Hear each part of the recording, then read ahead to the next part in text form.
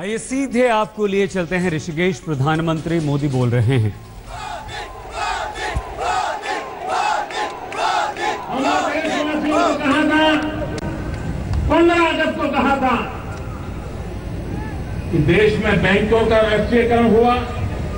तब कहा गया था कि बैंकों का राष्ट्रीयकरण इसलिए किया जाता है कि बैंक गरीबों के काम आए, बैंक के दरवाजे पर गरीब जा सके। भाइयों बहनों, आजादी के 65 साल के बाद भी इस देश की आधी जनसंख्या ऐसी थी जिसने कभी बैंक का दरवाजा नहीं देखा। बैंक कैसी होती है, बैंक में क्या होता है, वो तो बेचारा मानता था ये तो अमीरों का काम है, गरीब के लिए जगह कहाँ। हमने निर्णय किया अगर बैंकों के पैसों पर पहला किसी का अधिकार है तो मेरे देश के गरीबों का, मेरे देश के किसानों का है, मेरे देश के नौजवानों का है, मेरे देश की माताओं बहनों का है। और हमने प्रधानमंत्री जन धन योजना शुरू की। 26 जनवरी के पहले काम पूरा करने का निर्णय किया और आज मुझे आपको हिसाब देते हुए गर्व होता है 100 दिन के भीतर भीतर सारे देश में एक आंदोलन चल पड़ा और करीब करीब 17 करोड़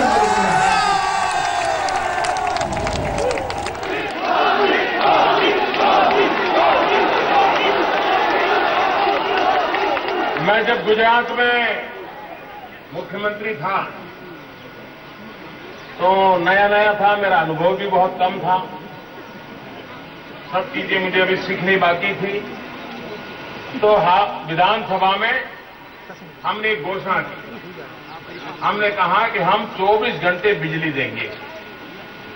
अब गुजरात में उस समय 24 घंटे बिजली नहीं, गांवों में बिजली नहीं जाती थी, वो दिन थे वहां। हमने घोषणा कर दी तो कांग्रेस के एक वरिष्ठ नेता थे, वो मुझे मिलने आए। उन्होंने कहा, मोदी जी आपकी कोई गलती हो गई है। मैंने कहा क्या हुआ? बोले मोदी जी देखिए आप नए आए हो, किसी ने आपको गुमराह किया है और आपने गलत बात पकड़ ली है। मैंने कहा कौन सी? बोले 24 घंटे बिजली देने वाले। ये बोले संभव ही नहीं है और आप विफल जाओगे और अभी तो आपकी शुरुआत है, आपकी राजनीति खत्म हो जाएगी, आपको किसी ने गलत सलाह दी है। मैंने कहा नेताजी आपने मुझे जो मार्गदर्शन किए इसलिए मैं बहुत आभारी हूं। और वो राजनीति करने नहीं आए थे, ईमानदारी से मेरे कमरे में आकर के कान में बता रहे थे। लेकिन मैंने कहा काम कठिन तो है, 24 घंटे बिजली पहुंचाना काम सरल नहीं है, लेकिन मुझे ऐसा लगता है कि लोगों ने कठिन काम के लिए ही मुझे पैदा किया। कठिन काम के लिए ही मुझे पसंद किया है। भाइयों बहनों, जब आज देश में मैं सपना देख रहा हूं कि 2022 जब आजादी के 75 साल होंगे, देश की आजादी के दीवानों को जब हम याद करेंगे, हम उनको ऐसा हिंदुस्तान देना चाहते हैं जिस हिंदुस्तान में 24 घंटा बिजली घरों में आती है। ये करना चाहिए कि नहीं करना चाहिए? समय सीमा में करना चाहिए नहीं करना चाहिए? बातें करनी चाहिए कि काम करना चाहिए? आगे पूरे करने का प्रयास करना चाहिए कि नहीं करना चाहिए? मेरे भाइयों बहनों ने ठान ली है कि 2022 जब देश की आजादी के 75 साल होंगे, दूर सुदूर पहाड़ों में भी क्यों न रहते हो लोग, 24 घंटे बिजली मुहैया करा देंगे। अब ये काम करने के लिए मैं मीटिंग करता हूं, रिजल्ट लेता हूं, तो मुझे पता चला अभी भी हमारे देश में आजादी के 65 साल से ज्यादा समय हो गया, 18,000 गांव ऐसे हैं जहां न बिजली का खंभा पहुंचा है, न बिजली का तार पहुंचा है, लट्टू की तो बात बहुत दूर की है। 18,000 गांव संख्या कम नहीं है।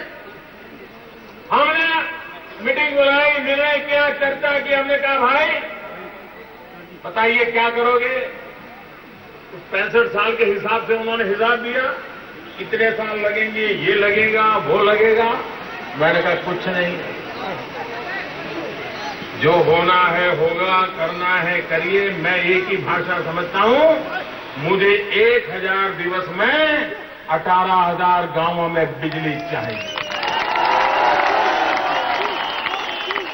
और आज मैं डे टू डे मॉनिटर कर रहा हूं। बताओ भाई क्या हुआ, खंबे पहुंचे कि नहीं, तार पहुंचा कि नहीं, मजदूर पहुंचे कि नहीं, काम शुरू हुआ कि नहीं। हर बात के पीछे सरकार एक समयबद्ध कार्यक्रम लेकर के चल रही है और उस काम को आगे बढ़ाने की दिशा में हम प्रयास कर रहे हैं। मैं चुनाव में जब आया था कि उत्तराखंड की धरती, ऊपर परमात्मा हमारी रक्षा करता है और नीचे यहां का जवान हमारी रक्षा करता है। ऊपर हमें बाबा केदारनाथ आशीर्वाद देते हैं, बाबा बद्रीनाथ आशीर्वाद देते हैं, और नीचे केदारनाथ, ये देवभूमि के हमारे जवान। शायद ही कोई घर ऐसा होगा जिस घर में कोई जवान न हो जो देश के लिए सेना में जुटा न हो। ये हमारी रक्षा करते हैं। हमने कहा था 1 रैंक 1 पेंशन। मैं उत्तराखंड की सभाओं में भी कहता था, लेकिन मैं सच बताऊं, जब मैं कहता था तो मेरे दिमाग में जो कांग्रेस ने योजना बनाई थी 500 करोड़ वाली, 500 करोड़ रुपए में 1 रैंक 1 पेंशन हो जाएगा। और उन्होंने बड़ी मालाएं भी पहन ली थी, वाहवाही कर ली थी, और हमारे कुछ जवान भी उनका जय जयकार करने लग गए थे कि चलो भाई 500 करोड़ रुपए उन्होंने दे दिया, 1 रैंक 1 पेंशन हो गया। मैंने सोचा हो सकता है शायद थोड़ा खर्चा ज्यादा होगा, 500 नहीं होगा तो 1000 होगा, 1000 नहीं होगा तो 1500 करोड़ होगा। फिर कोश्यारी कमेटी ने कहा था करीब 265 करोड़ रुपया। तो हमें लगा ठीक है 265 से थोड़ा ज्यादा हो जाएगा। लेकिन जब हिसाब करने बैठे तो निकलता ही गया।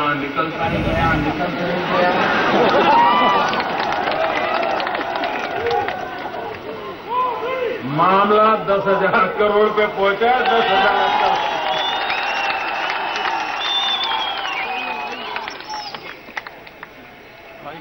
मेरे भाइयों बहनों, 10,000 करोड़ रुपया भारत जैसे गरीब देश के लिए वो सामान्य रकम नहीं है, बहुत बड़ी है। लेकिन हमारे जवानों का सम्मान उससे भी बड़ा है।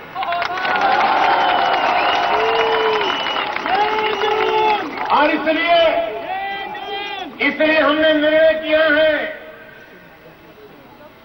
हमारे देश के जवानों का इसका लाभ मिले, इसका निर्णय किया। लेकिन अभी भी जिन लोगों को लगता था कि ये तो कभी होने वाला नहीं है, हो सकता नहीं, क्योंकि उनको पता था कितना खर्चा होगा, तो उनको आंदोलन चलाने में अभी भी मजा आ रहा है। अभी भी आंदोलन चला रहा है। अब चलाते रहे, लेकिन लोग उनके साथ चल नहीं रहे। देश में नकारात्मक राजनीति कभी लंबी चल नहीं सकती। ये कांग्रेस पार्टी का क्या हाल हुआ है? क्या हाल हुआ भाई? 400 थे, 400 कभी कितने हो गए? कितने हो गए? कितने रह गए? और अगले चुनाव में क्या होगा? आर्कियोलॉजी डिपार्टमेंट को काम करना पड़ेगा कि हिंदुस्तान में 125 साल पहले इस पार्टी का जन्म हुआ था, वो पार्टी ऐसी थी। और ये क्यों हो रहा है? ये इसलिए हो रहा है कि वे नकारात्मक राजनीति पर तुले हुए हैं। हर बात का विरोध करो। लोकतंत्र में विरोधी दल का काम है विरोध करना, लेकिन नकारात्मक राजनीति और विरोध करने में बहुत बड़ा अंतर होता है। संसद चलने नहीं दी। उत्तराखंड के विषयों की चर्चा करनी चाहिए, चर्चा होने नहीं दी उन्होंने। आपने इतने संसद चुन करके भेजे, लेकिन संसद के अंदर उनको बोलने के लिए अवसर नहीं दिया गया। क्या ये नकारात्मक राजनीति लोकतंत्र का भला करेगी? क्या लोकतंत्र में चर्चा होनी चाहिए कि नहीं होनी चाहिए?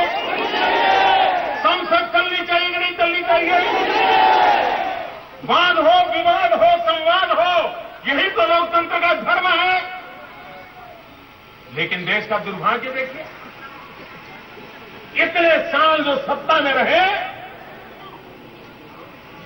उनको विरोध में रहना, विरोधी दल में बैठना रास नहीं आ रहा है। वो बेचैन है, वो बेचैन है। ये तो हमारी पारिवारिक संपत्ति है, पीढ़ी दर पीढ़ी हमें ही मिलना चाहिए। और कौन होता है, और कौन होता है जो आकर के छीन जाए? और वो भी एक चाय वाला।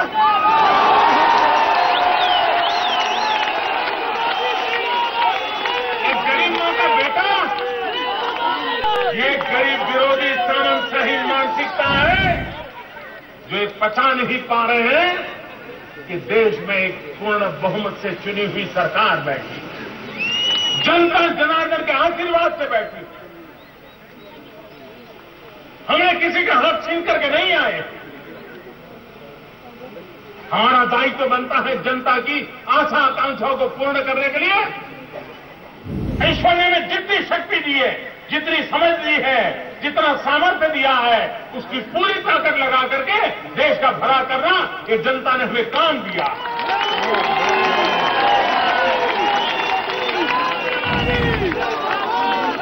लेकिन कांग्रेस वाले समझे, ये उत्तराखंड में जरूर समझाइए कि नकारात्मक राजनीति का परिणाम क्या आता है। जो कांग्रेस पार्टी पंचायत से पार्लियामेंट तक हिंदुस्तान में कहीं उसका झंडा झुकता नहीं था, वो आज नजर नहीं आते। नजर नहीं।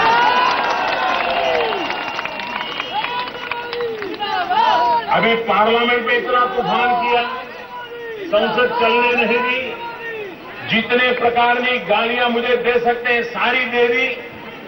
रोज डिक्शनरी लेकर बैठते हैं, रोज डिक्शनरी लेकर के आज कौन सी नई गाली दे।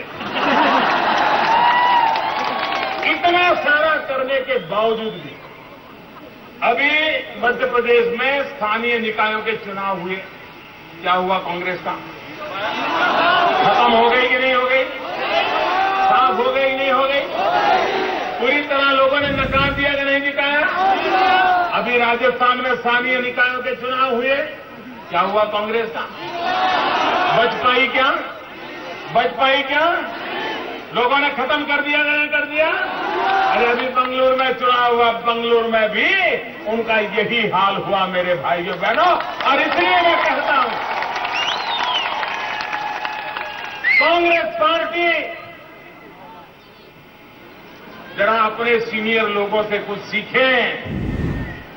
चुनाव में जय पराजय तो होता है, कभी हमारा भी हुआ था। हम तो कभी पार्लियामेंट में 2 ही लोग थे, अटल जी समेत सब हार गए थे।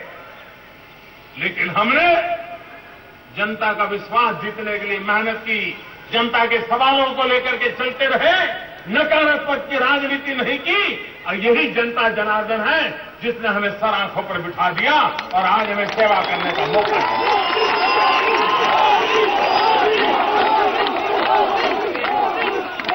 और इसलिए मेरे भाइयों बहनों, हमारा एक ही मंत्र है विकास। देश का कल्याण करना है तो विकास के बिना होने वाला नहीं। नौजवान को रोजगार दिलाना है तो विकास के बिना होने वाला नहीं है। और ये लोग विकास की हर बातों में आगे आ रहे हैं। और मैं देशवासियों को जगाने निकला हूं कि देश की प्रगति को रोकने का उनका इरादा है। भाजपा को नहीं रोक पाए तब देश को रोको। और चुनाव में जनता ने उनको हरा दिया, तब जनता से बदला लेने पर तुले हुए, जनता से बदला लेने पर तुले हुए, जनता को सजा देने पर तुले हुए, जनता के कामों को रोकने पर तुले हुए हैं। भाइयों बहनों, ये लोकतंत्रीय परंपरा के आदर्श लोकतंत्र का आपका व्यवहार नहीं है। मुझे विश्वास है कि देश की जनता इन नकारात्मक राजनीति करने वालों को पहचानेगी। नकारात्मक राजनीति करने वाले लोगों को आने वाले दिनों में भी सबक सिखाने का कोई मौका हिंदुस्तान की जनता नहीं छोड़ेगी। ये मुझे पूरा विश्वास है। आप लोगों ने स्वागत किया, सम्मान किया, मैं आपका बहुत बहुत आभारी हूं। भारत माता की, भारत माता की, भारत माता की बहुत बहुत धन्यवाद। कांग्रेस देश के विकास में आड़े आ रही है। कांग्रेस को जमकर आड़े हाथों लिया है प्रधानमंत्री नरेंद्र मोदी ने। प्रधानमंत्री नरेंद्र मोदी ने कहा कि कांग्रेस नकारात्मक राजनीति करती है। हम किसी का अधिकार, किसी का हक छीन कर नहीं आए हैं। देश के विकास में बाधा पहुंचाना कांग्रेस का काम है। कांग्रेस को उन्होंने एक ऐसी पार्टी बताया है जिसे पुरातत्व विभाग को ढूंढना होगा। 125 साल पुरानी पार्टी को पुरातत्व विभाग को ढूंढना होगा। जनता जनार्दन के आशीर्वाद से हम आए हैं, किसी का अधिकार छीन कर नहीं आए हैं। कहाँ है वो कांग्रेस जो कांग्रेस एक समय देश पर छाई रहती थी, जिसका झंडा नहीं झुकता था, वो अब दिखाई नहीं देती। तो ऋषिकेश की इस सभा में, इस संबोधन में प्रधानमंत्री नरेंद्र मोदी ने कांग्रेस पर नकारात्मक राजनीति करने का आरोप लगाया है और विपक्ष में कांग्रेस को बैठना रास नहीं आ रहा। पारिवारिक संपत्ति कांग्रेस ने समझ लिया था, ये भी कहा। कांग्रेस अपनी हार को बचा नहीं पा रही है, बुरी तरह से कांग्रेस को निशाने पर लिया है यहां पर प्रधानमंत्री नरेंद्र मोदी ने। और कांग्रेस को कहा है कि कांग्रेस लुप्त हो चुकी पार्टी है, कांग्रेस गायब हो गई पार्टी है। हम जनता जनार्दन के आशीर्वाद से जीत कर आए हैं और हम किसी का अधिकार छीन कर नहीं आए हैं। हमने किसी का हक नहीं मारा है। अगर हम यहां पर हैं तो जनता जनार्दन की वजह से।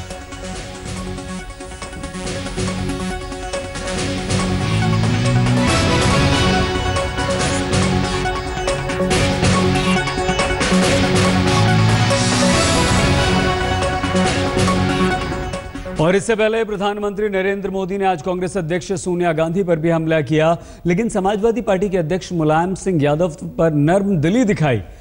मोदी उत्तर प्रदेश के सहारनपुर में बोल रहे थे कि देश की जनता ने हमको हराया क्यों? देश की जनता ने हमें 404 से कम करके 40 पे लाके खड़ा कर क्यों दिया? मां को इसलिए गुस्सा आता है कि बेटा रह गया, और बेटे को गुस्सा इसलिए आ रहा है, बेटे को गुस्सा इसलिए आ रहा है कि हम इतने पढ़े लिखे लोग, अंग्रेजी बोलने वाले लोग, दुनियापुरी में बचपन से घूमने वाले लोग, और ये चाय वाला, ये चाय वाला बैठ गया।